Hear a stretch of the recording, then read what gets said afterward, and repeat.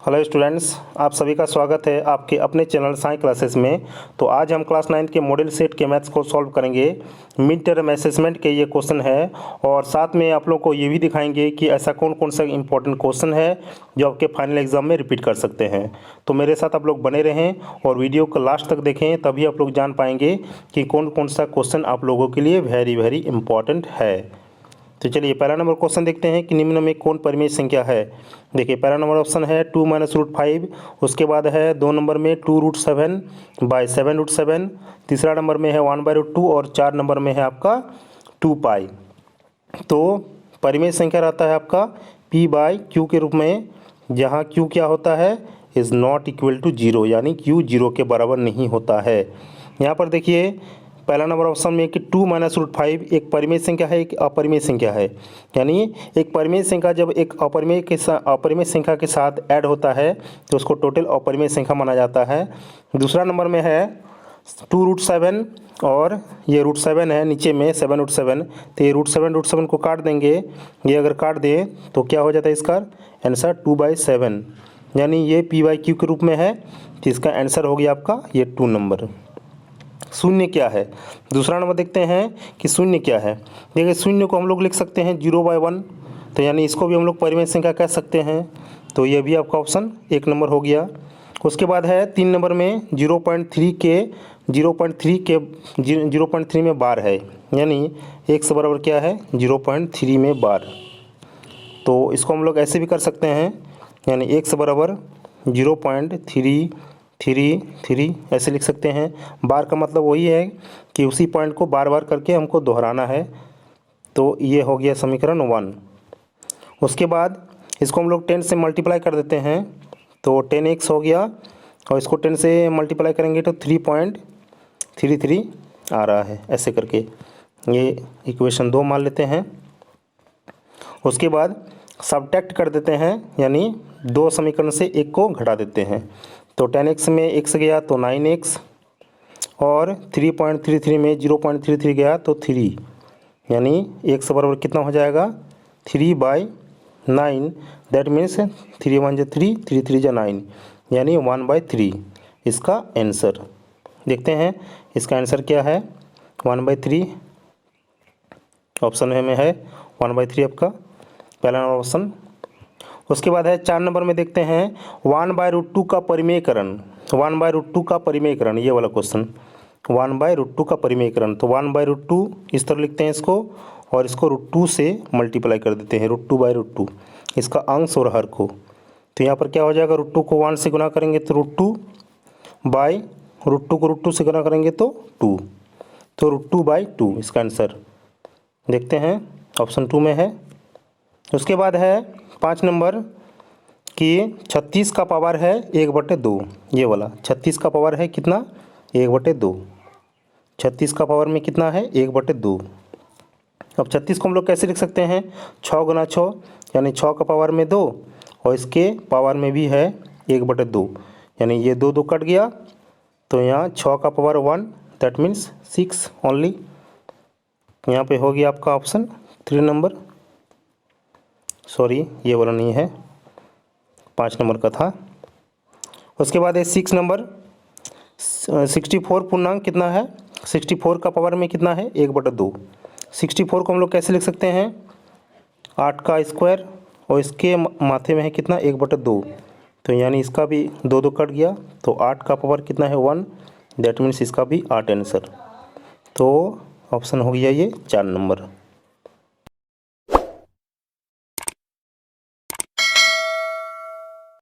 7 number question है कि निम्नलिखित में कौन बहुपद नहीं है।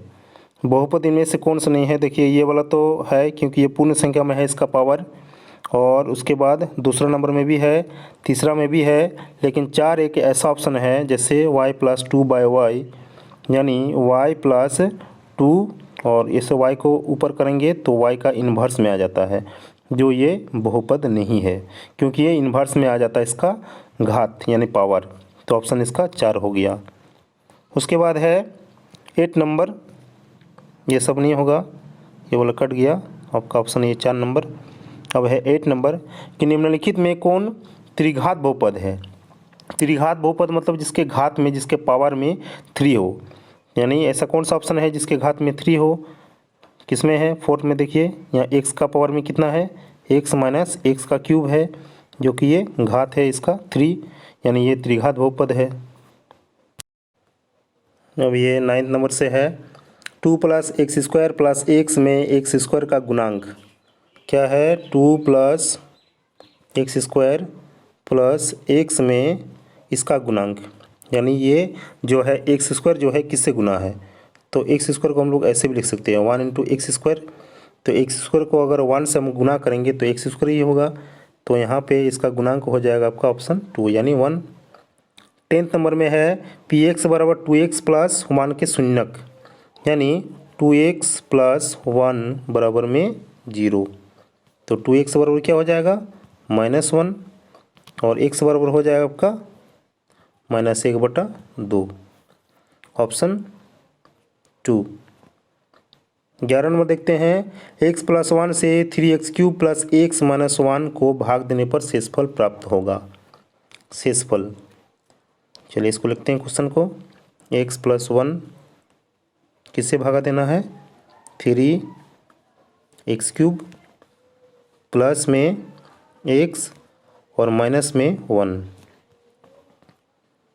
3x² हो जाएगा, तो 3 यहाँ पर x³ प्लस में 3x², ये कट गया, यहाँ पर उतर गया ये -3x² प्लस में x, तो यहाँ पे हो जाएगा आपका, यहाँ पर माइनस भी 1 है, उसके बाद है यहाँ पर माइनस कितना हो जाएगा 3x, कितना हो रहा है -3x², फिर -3x, ये हो गया प्लस, ये कट गया, ये हो गया प्लस, ये हो गया 3x और x हो गया 4x, 4x - 1, तो यहाँ पर अब 4 से करेंगे, 4x और प्लस 4 कितना हो जाएगा? ये तो कट गया, यहाँ पे हो गया माइनस, तो -4 - 1 -5, यानी यहाँ पर कह सकते हैं कि शेषफल जो होगा -5 होगा। यहाँ ऑप्शन में देख रहे हैं कि नहीं है? 4 नंबर ऑप्शन में। 12 नंबर है इनमें से कौन 2 चर वाला रैखिक समीकरण है? 2 चर वाला रैखिक समीकरण यानी इसमें 2 वेरिएबल टर्म है, 2 बदलने वाला पद रहेंगे, तो इनमें से कौन सा होगा? देख लीजिए, 2x + y ऑप्शन 4, यहाँ पर x भी है और y भी है, तो ऑप्शन हो जाएगा ये वाला। 2 चर वाला रैखिक समीकरण है ये, यानी ये वाला फॉर्म में है ax + by बराबर में c, ये वाला रैखिक समीकरण का आपका इक्वेशन है, इसको ऐसे भी, ये ऐसे टाइप का फॉर्म में रहता है। उसके बाद है 13 नंबर x - y = 2 का हल है, यानी इनमें से कौन सा ऑप्शन होगा जो एक जिसमें x और y के वैल्यू पुट करने पर 2 आ जाएगा? तो ऑप्शन 1 में देख रहे हैं x में 2 और y में अगर 1 बैठा देते हैं तो 2 - 1 दैट मीन्स 1 हो रहा है, जबकि यहाँ पर 2 आना चाहिए। यहाँ पर देख रहे हैं ऑप्शन 2 में, यहाँ x का वैल्यू है 4 और y का वैल्यू है 2, तो 4 - 2 आ रहा है आपका 2 इसमें, तो ऑप्शन 2 हो जाएगा इसका आंसर। 14 नंबर में है 2 चर वाले रैखिक समीकरण के हल होते हैं। 2 चर वाले रैखिक समीकरण के अनंत हल होते हैं, ये वाला हम पहले भी वीडियो में बोले हैं, एक बार दिखाए हैं आप लोग को एक बार कि 2 चर वाले रैखिक समीकरण के अनेक हल होते हैं, यानी अनंत हो जाएगा इसका आंसर ऑप्शन 3 में। उसके बाद है 15 नंबर कि बिंदु -3 - 5 किस चतुर्थांश में स्थित है? चतुर्थांश भी आप लोग को दिखाए हैं, ये होता है प्लस प्लस, ये होता है आपका माइनस, ये होता है प्लस, ये होता है माइनस माइनस, ये होता है आपका प्लस माइनस। ये पहला नंबर चतुर्थांश है, यह आपका हो गया दूसरा, ये दूसरा, ये हो गया तीसरा और ये हो गया आपका चौथा। तो यहाँ पर माइनस माइनस दोनों पूछ रहा है, माइनस है, -3 है, -5 है, यानी आपका ऑप्शन ये 3 हो जाएगा, तृतीय ये वाला। 16 नंबर में है बिंदु C का निर्देशांक, यानी इसका निर्देशांक क्या हो जाएगा? इसका तो यहाँ पर देखिए आप लोग x में कितना गया है, ये 2 गया है, और y में कितना गया है, -5, यानी इसका कितना हो जाएगा, 2 - 5 इसका निर्देशांक, 2 - 5 ये हो गया इसका। ऑप्शन में देखते हैं कौन सा है, ऑप्शन 2 में 17 नंबर है 105 डिग्री का संपूरक कोण। तो संपूरक कोण हम लोग किसे कहते हैं, जिसमें दो कोणों का योगफल कितना होना चाहिए, 180 डिग्री। तो दो कोणों का योगफल जिसमें 180 डिग्री हो उस कोण को हम लोग संपूरक कोण कहते हैं। तो देखिए यहाँ पर 105 डिग्री जो है ये एक कोण का मान है, तो दूसरा कोण कितना हो जाएगा, यानी 180 डिग्री से हम किसको घटा देंगे, 105 डिग्री को, 105 डिग्री को घटा देंगे। यहाँ पर 180 डिग्री है ये वाला, तो 105 डिग्री को घटा देंगे तो कितना होगा, 5, ये 75 डिग्री, ऑप्शन 4। 18 नंबर में है यदि दो कोणों का योग 90 डिग्री हो तो उस कोण को हम लोग क्या कहते हैं, उस कोण को क्या कहते हैं, पूरक कोण कहते हैं। जिसमें 180 डिग्री हो दो कोणों का योग तो उसको संपूरक कोण, और जिसमें दो कोणों का योग 90 डिग्री हो उसको कहते हैं हम लोग पूरक कोण। ये दो चीज़ आप लोग याद रखिएगा। 19 नंबर में है आकृति में ए ओ बी एक सरल रेखा है और x का मान इसमें हमको निकालना है, यानी ए ओ बी एक क्या है, सरल रेखा है और हमको x का मान निकालना है। तो हम लोग क्या जानते हैं कि कोई भी सरल रेखा पर अगर कोई कोण बन रहा है तो उसमें क्या होता है कि दोनों कोणों का योगफल कितना के बराबर हो जाता है, 180 डिग्री के बराबर। तो यहाँ देखिए ये x डिग्री और ये है 82 डिग्री, तो दोनों कोणों का योगफल कितना हो जाएगा, x + 82 डिग्री बराबर में 180 डिग्री। तो यानी x बराबर हो जाएगा आपका 180 डिग्री माइनस 82 डिग्री। ये दोनों को घटा देंगे कितना हो जाएगा, ये हो गया 8, ये हो गया 9, 98 डिग्री। इसका ऑप्शन देखते हैं कौन सा है, ऑप्शन ए। अब ये 20 नंबर है आकृति में x का मान होगा। ये देखिए यहाँ पर आकृति दिया हुआ है, तो त्रिभुज के तीनों कोणों का योगफल कितना होता है, 180 डिग्री। और यहाँ पर है एक कोण में है 80 डिग्री और एक कोण में है 20 डिग्री, दोनों को मिला के हो रहा है 100 डिग्री। तो यहाँ पर ये तीसरा वाला कोण कितना हो जाएगा, 80 डिग्री, 80 डिग्री हो रहा है। थोड़ा अच्छी तरह से लिख देते हैं, 80 डिग्री यहाँ पर हो रहा है। अब इन दोनों का योगफल कितना होगा, 180 डिग्री के बराबर, यानी x + 80 डिग्री बराबर में 180 डिग्री। तो यहाँ पर x बराबर कितना हो जाएगा, 180 में 80 चला गया तो कितना हो गया, 100 डिग्री। 100 डिग्री इसका आंसर, यानी ऑप्शन 2 नंबर। 21 में है त्रिभुज के तीनों कोणों का योग। तो त्रिभुज के तीनों कोणों का योग कितना होता है, 90 डिग्री, ये तो सबको जानते हैं। 22 नंबर में है निम्नांकित में से कौन त्रिभुज की सर्वांग समता कसौटी नहीं है।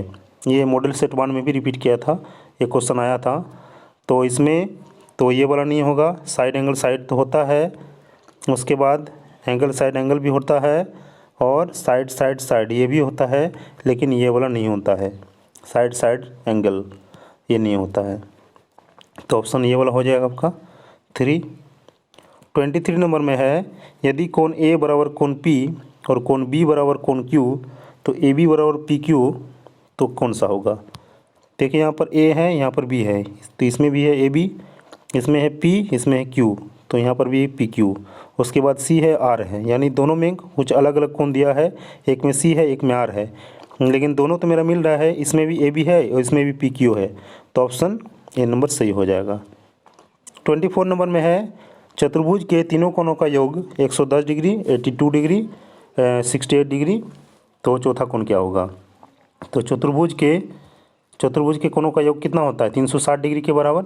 तो 360 डिग्री में ये तीनों कोणों का योगफल को हम क्या कर देंगे, घटा देंगे। तो तीनों को जोड़ने पर कितना हो रहा है, 260, 100 डिग्री हो रहा है, यानी ऑप्शन ए। 25 नंबर में है यदि एक समांतर चतुर्भुज ABCD में D है कितना, 135 डिग्री, तो B की माप क्या है। एक समांतर चतुर्भुज है ABCD, इसमें क्या है कि डी बराबर मान दिया है आपका कितना 135 डिग्री। तो ये वाला कोण हमको निकालना है। कितना हो जाएगा बी प्लस डी बराबर होता है आपका बी प्लस डी बराबर होता है 180 डिग्री। तो यहाँ बी निकालना है। बी बराबर कितना हो जाएगा 180, इसको माइनस करेंगे माइनस डी हो जाएगा और डी का मान यहाँ पर पहले से दे के रखा है 135। दोनों को घटा देंगे, यहाँ पर 5 यहाँ पर 45। कितना हो रहा है आंसर इसका 45, यानी ऑप्शन ए नंबर 1 नंबर। उसके बाद है क्वेश्चन कि समचतुर्भुज के विकर्ण 26 नंबर। समचतुर्भुज के विकर्ण परस्पर होते हैं तो समचतुर्भुज के विकर्ण जो होते हैं आपस में बराबर होते हैं। ये वाला ऑप्शन ये वाला हो जाएगा ऑप्शन ए नंबर। 27 नंबर, एक ही आधार और एक ही समांतर रेखाओं के बीच स्थित समांतर चतुर्भुज क्षेत्रफल में होते हैं। देखिए यहाँ पर हमने इसको थोड़ा एग्जांपल थोड़ा विस्तार से इसको दिखाए हैं। यहाँ पर आप लोग देख सकते हैं कि आकृति यहाँ पर है 1 में, ये वाला आकृति यहाँ पर जो आधार है ये BC। तो इसमें लिखा है कि आकृति 1 में त्रिभुज ABC तथा त्रिभुज DBC, ये हो गया आपका ABC, करेक्ट हो गया DBC यानी DBC। दोनों में आधार क्या है BC ही है।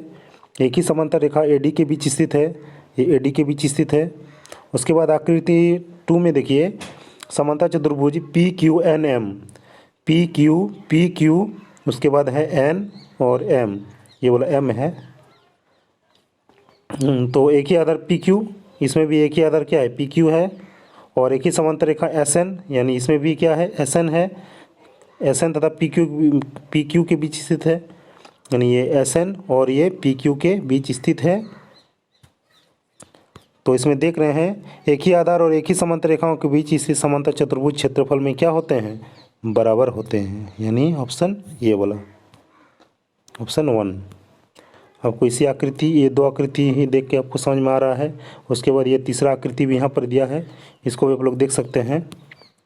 28 नंबर है, एक समचतुर्भुज के विकर्ण 5 सेंटीमीटर और 14 सेंटीमीटर है तो इसका क्षेत्रफल क्या होगा। तो समचतुर्भुज का क्षेत्रफल जो होता है यानी एरिया जो होता है वो होता है 1/2 इंटू में D1 इंटू D2, यानी विकर्ण 1 इंटू विकर्ण 2। तो विकर्ण 1 में है 5 और विकर्ण 2 में आपका 14, ये दोनों कट जाएगा, 7 दूने 14 तो 5 सत्ते 35, यानी इसका आंसर हो जाएगा 35 सेंटीमीटर स्क्वायर 28 का। 29 नंबर है, एक चक्रीय चतुर्भुज में A प्लस C बराबर क्या होता है। कोई भी एक चक्रीय चतुर्भुज, ये मान लीजिए A है, ये B, ये C और ये D, ये इसका कोण, ये इसका कोण, ये इसका और ये इसका। तो इन दोनों का जो योगफल होता है यानी कोण A कोण प्लस कोण C बराबर में होता है आपका 180 डिग्री। और इसका भी अगर पूछे कि B और D का कितना होता है तो इसका भी सेम टू सेम होता है आपका 180 डिग्री हो जाएगा, इसका भी B प्लस D का। तो यानी इसका आंसर हो जाएगा आपका ये 4 नंबर। अब ये 30 नंबर को देखते हैं। क्वेश्चन में है कि वृत्त की सबसे बड़ी जीवा वृत्त का होता है। एक वृत्त की सबसे बड़ी जीवा, इसका जीवा क्या होता है, एक इसका व्यास ही तो होता है, यानी इसका सबसे बड़ी जीवा क्या हो गया व्यास। उसके बाद है 31 नंबर, पटरी और प्रकार की सहायता से निम्नलिखित कोण की रचना संभव है। तो इसका आंसर हो जाएगा ये वाला, ये आप लोग थोड़ा देख लीजिएगा, रचना का क्वेश्चन है कंस्ट्रक्शन का। उसके बाद है 32 नंबर, हेरोन का सूत्र है, हेरोन्स फार्मूला, क्या फार्मूला होता है ये वाला, डेल बराबर में होता है ना, ये वाला रूल लिखते हैं S into S minus A S minus B S minus C। तो यानी इसका ऑप्शन हो जाएगा ये 3 नंबर। 33 नंबर में है, एक त्रिभुज की भुजाएं 122 सेंटीमीटर 120 सेंटीमीटर 120 मीटर और 22 मीटर सब मीटर में है। तो त्रिभुज का परिमाप, तो त्रिभुज का परिमाप का फॉर्मूला क्या होता है, S बराबर में A प्लस में b और प्लस में c बाई 2। सबको हम जोड़ेंगे इसमें 122 प्लस में 120 और प्लस में है 22 बाई 2। तो सबको जोड़ने पर कितना हो रहा है 264 बाई 2। तो ये कट गया 13 से और ये हो गया 132 इसका आंसर यानी ऑप्शन ए। 34 नंबर में है एक समबाहु त्रिभुज का परिमाप 60 सेंटीमीटर है, उसकी एक भुजा की लंबाई। तो समबाहु त्रिभुज का परिमाप का फॉर्मूला क्या होता है 3 इंटू भुजा, 3 इंटू भुजा। तो भुजा का हम लोग ए मान लेते हैं, तो 3 इंटू ए बराबर दिया है कितना 60। तो ए बराबर कितना हो जाएगा 60 बाई 3 यानी 20। इसका आंसर कितना हो जाएगा 20 सेंटीमीटर। 35 नंबर में है एक घन का कुल पृष्ठीय क्षेत्रफल 96 सेंटीमीटर स्क्वायर है, तो घन का आयतन। तो पहले तो हम लोग को जानना है कि घन का कुल पृष्ठीय क्षेत्रफल क्या होता है। एक घन का कुल पृष्ठीय क्षेत्रफल होता है 6 इंटू भुजा स्क्वायर। तो भुजा स्क्वायर को मान लेते हैं हम लोग ए स्क्वायर बराबर में कितना दिया है 96। तो ए स्क्वायर कितना हो जाएगा 96 बाई 6, ये 16 से कट जाएगा, 6 16 96। तो ए बराबर कितना हो गया √16 बराबर में 4। अब हमको निकालना क्या है, निकालना है घन का आयतन। तो घन का आयतन का फॉर्मूला क्या होता है, घन का आयतन का फॉर्मूला होता है भुजा क्यूब यानी ए क्यूब, वॉल्यूम बराबर यानी आयतन बराबर ए क्यूब। तो क्या हो जाएगा 4 का क्यूब यानी 4 गुना 4 गुना 4, तो हो जाएगा आपका 4 16 64। इसका आंसर हो जाएगा 64। कौन सा ऑप्शन में है देखते हैं, ऑप्शन 3 में है 64 सेंटीमीटर क्यूब। 36 नंबर में है एक बेलन जिसका त्रिज्या क्या है r है और उसका ऊंचाई h है, तो वक्र पृष्ठ क्षेत्रफल क्या होगा। तो इसका वक्र पृष्ठ का क्षेत्रफल क्या होता है 2 पाई RH एक बेलन का। 37 नंबर एक शंकु जिसका ऊंचाई h और त्रिज्या r है और त्रिज्या ऊंचाई क्या है l है, का आयतन क्या होगा। तो एक शंकु के आयतन क्या होता है, एक शंकु का आयतन 1/3 पाई स्क्वायर h, ये वाला फॉर्मूला हो जाएगा। उसके बाद है ये 38 नंबर एक अर्धगोला जिसका त्रिज्या r है, तो अर्धगोले का क्षेत्रफल। देखिए एक पूर्ण गोले का क्षेत्रफल क्या होता है 4 पाई स्क्वायर, तो एक अर्धगोले का क्षेत्रफल क्या होगा उसका आधा यानी 2 पाई स्क्वायर। ये सब एक्चुअली में फार्मूला बहुत सारा दिया हुआ है, तो ये सब जितना फार्मूला हो आप लोग याद कर लीजिएगा। और ये सब क्वेश्चन बार बार करके रिपीट कर रहे हैं, देख रहे हैं हम भी। 39 नंबर में है वर्ग अंतराल 0-25 का उच्च सीमा क्या है। 10 और 25 में उच्च सीमा कौन है 25, यानी इसका आंसर हो जाएगा 2। 40 नंबर में है एक सिक्के को एक बार उछाला जाता है तो जीत आने की प्रायिकता क्या होगा। एक सिक्के में 2 होता है, एक होता है आपका पट और एक होता है चित। तो एक चित आने की प्रायिकता कितना होता है 1/2, यानी ऑप्शन इसका हो जाएगा कितना 1/2। और अगर यहाँ पर निकालने बोलते हैं आपको कि पट आने की प्रायिकता, तो इसमें भी वही हो जाता, इसका आंसर हो जाएगा 1 - 1/2, जिसको घटाने पर हमको 1/2 ही प्राप्त हो रहा है। तो ये आपका क्लास 9 का मॉडल सेट 2 ख़त्म हो गया। अगर आपको अच्छा लगा तो लाइक कीजिए और अगर बहुत अच्छा लगा तो इसे सब्सक्राइब ज़रूर करें।